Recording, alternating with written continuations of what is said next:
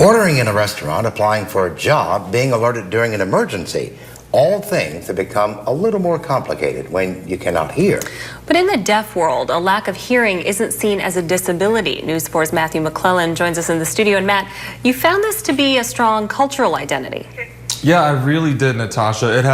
It's a culture that has its own values and beliefs and, of course, its own language. And there's really a sense of connection within this group that you'd be hard-pressed to find anywhere else.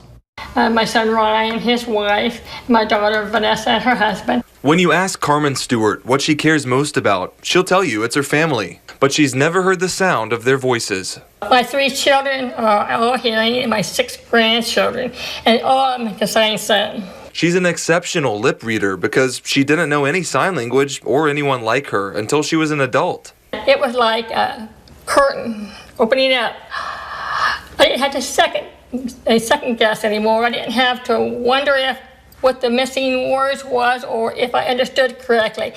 People come into deaf culture at different times in their lives, some at school, others at birth. Yvonne Sankey is a language lab mentor at Troy University. Her story is different from Carmen's. Both of my parents are deaf. That's our first language. You know, I don't feel like I had struggles with communication because in my family, we were able to communicate and there was no problem. Speech pathologists agree. American Sign Language is at the heart of the life experience. It's a beautiful sight to see individuals communicating in a language that is natural to them and accessible to them, where they can express freely their thoughts to each other in a way that only others who share that language can understand. You know, the deaf world really cherishes its language and cherishes the community. It's a rich community that really is cohesive, caring,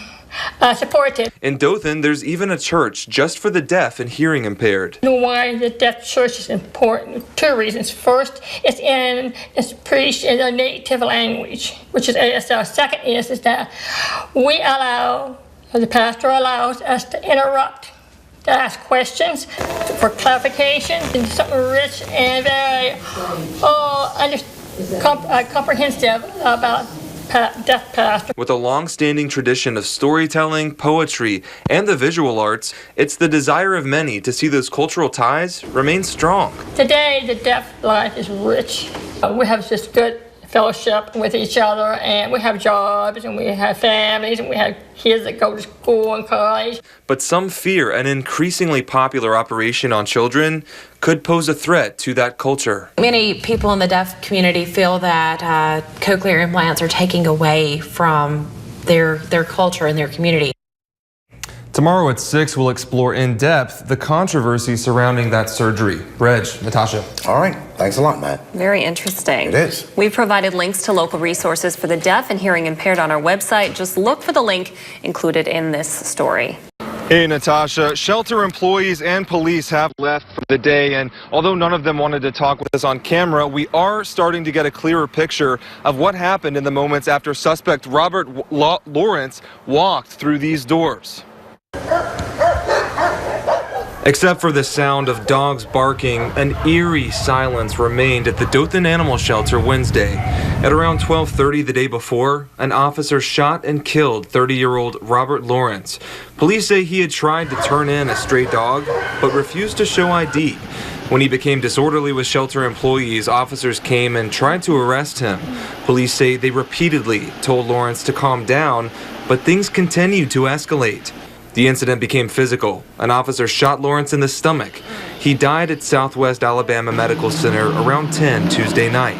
The Dothan Animal Shelter is covered by 24-hour video and audio surveillance, and it's that footage that could play an essential role in the investigation into whether police followed proper protocol. Police call Lawrence a sovereign citizen with an anti-government worldview.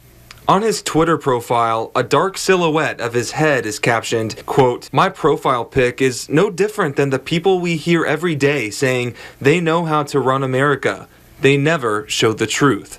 As small details trickle out of the investigation, it remains unclear what happened between Lawrence and officers in the moments before he was shot. The identity of the officer who shot Lawrence has not been released, although we are told he is on administrative leave at this time. Natasha. Reg, Natasha, after more than 3 hours, a standoff situation here in a neighborhood near downtown Dothan has come to a peaceful end. Just moments ago, an ambulance came down this road on East College Street with the suspect, Bobby Underwood, in the back. He is going to be treated at a Dothan hospital for non-life-threatening injuries. Police say they were injuries they did not cause. It all started around 1:45 this afternoon. Police were there at the residence. It's an apartment home. They were serving an arrest warrant on Bobby Underwood. He was wanted on misdemeanor domestic violence charges. When they arrived, they saw him outside the apartment. They wanted to talk to him. He then went inside, and that's when they say they heard the sound of a weapon. Now, that led to 3 hours almost of SWAT teams and police officers with guns outside the door. Every entrance was covered. Friends urging Bobby Underwood to come out peacefully, and officers, of course, trying to get through to him by phone and through the door. And something must have worked, because this, as we just reported, this standoff has ended peacefully. We're standing by to talk to police. We'll have an update on how they were able to get through to Bobby Underwood. In Dothan, Matthew McClellan, WTVY News 4.